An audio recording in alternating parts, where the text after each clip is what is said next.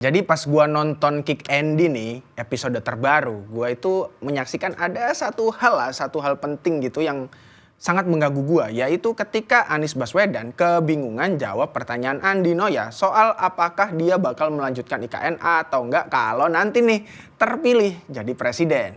Nih, lihat nih cuplikan videonya kalau nggak percaya. Selalu ditanya soal IKN itu diteruskan apa tidak. Kok tidak tanya apakah bansos diteruskan apa tidak? Kok tidak tanya apakah program subsidi untuk petani diteruskan apa tidak? Apa sesungguhnya ada masalah di sini sehingga harus diperlukan kekuatan politik untuk terlaksana?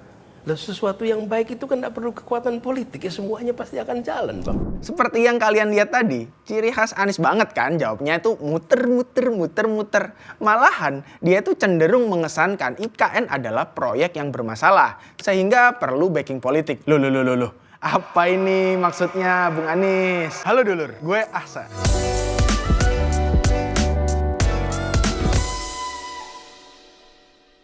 Halo dulur, gue Ahsan. Selamat datang kembali di Think Tank. Pernyataan Anies soal ibu kota negara di Kick Andy memang cukup mengganggu. Meskipun dia nggak secara eksplisit bilang kalau IKN itu bermasalah. Tapi dengan dia mengatakan bahwa program yang baik pasti didukung rakyat untuk dilanjutkan, bahkan nggak perlu jaminan politik. Lalu dia juga mempertanyakan apakah ada yang salah dari IKN sehingga sebegitu seriusnya disebut Pak Jokowi agar bisa dilanjutkan pemerintahan selanjutnya.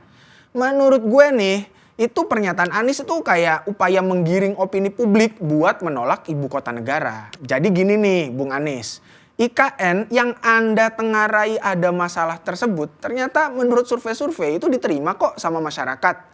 Nih, ada surveinya Asosiasi Program Studi Sosiologi Indonesia pada Mei 2022 lalu. Yang menemukan kalau mayoritas masyarakat itu justru mendukung pemindahan ibu kota. Alasannya karena Jakarta ya udah dianggap nggak layak lagi. Begitupun dalam survei tersebut nih ditemukan kalau pemindahan ibu kota itu menurut masyarakat itu bisa lebih meratakan ekonomi dan bikin Indonesia itu nggak cuma Jawa sentris. Nah, Bung Anies kan sering tuh bilang soal pemerataan, keadilan, keberpihakan. Terus masalahnya di mana dong Bung IKN? Kan udah jelas mau meratakan, pengen berpihak kepada seluruh masyarakat, nggak cuma Jawa sentris. Nih, gue kasih lagi nih ya. Survei terbaru CSIS yang juga menunjukkan kalau mayoritas anak muda yakin tuh proyek IKN bakal berhasil. Jelaslah hasil survei CSIS itu menunjukkan anak muda yang dalam tanda kutip adalah generasi Indonesia mendatang nih sangat berharap dan mendukung IKN terwujud. Harapan-harapan generasi muda ini ya kan tentu saja perlu dijaga. Salah satunya ya kepastian dari pemerintahan selanjutnya untuk bisa mewujudkan ibu kota negara. Itu juga alasannya kenapa Pak Jokowi itu berusaha memastikan IKN tetap dilanjutkan penggantinya nanti. Bukan perkara ada masalah kayak kata Bung Anies. Jadi daripada coba menggiring opini publik bahwa IKN itu bermasalah, lebih baik nih Bung Anies coba deh yakinkan gimana melanjutkan IKN kalau nanti beneran kepilih. Atau jangan-jangan Bung Anies emang belum tahu caranya. Loh. Ketika kita bicara pemilu, itu tentu aja bicara soal estafet kepemimpinan bangsa. Dalam hal ini ya termasuk memastikan program dari pemerintahan sebelumnya itu berkelanjutan di pemerintahan setelahnya. Nah untuk itu nggak bisa tuh tebang pilih program mana yang mau dilanjutkan dan yang enggak.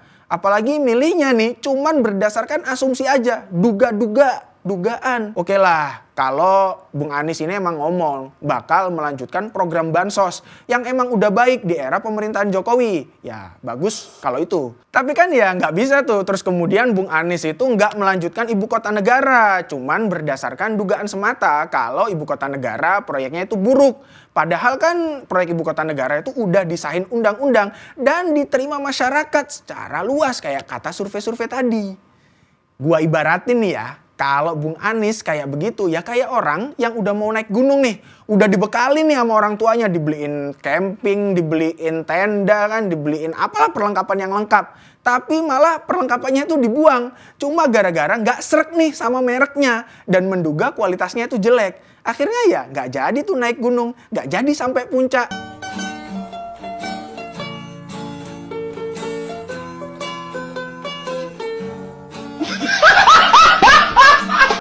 Nah, dalam konteks bernegara, ya kalau ibu kota negara nggak dilanjutkan karena asumsi aja itu bermasalah, ya nggak jadi Indonesia maju. Berhenti di situ-situ aja, masih di pos pertama, nggak sampai ke puncak. Sedangkan harapan generasi muda pada pemerataan Indonesia ya akhirnya pupus juga karena gara itu tadi. Jangan egois lah Bung Anies. Demi ambisi pokoknya beda sama Pak Jokowi terus mengorbankan masyarakat. Nggak gitu caranya. Kan keadilan itu nih kata Pramudia Anantatur kan harus sejak dalam pikiran. Apalagi perbuatan. Jadi mikirnya harus yang adil-adil juga Pak. Jangan asumsi-asumsi yang bermasalah. Lagian nih ya Pak Anies. Nggak semua kebijakan bagus itu diterima masyarakat kok.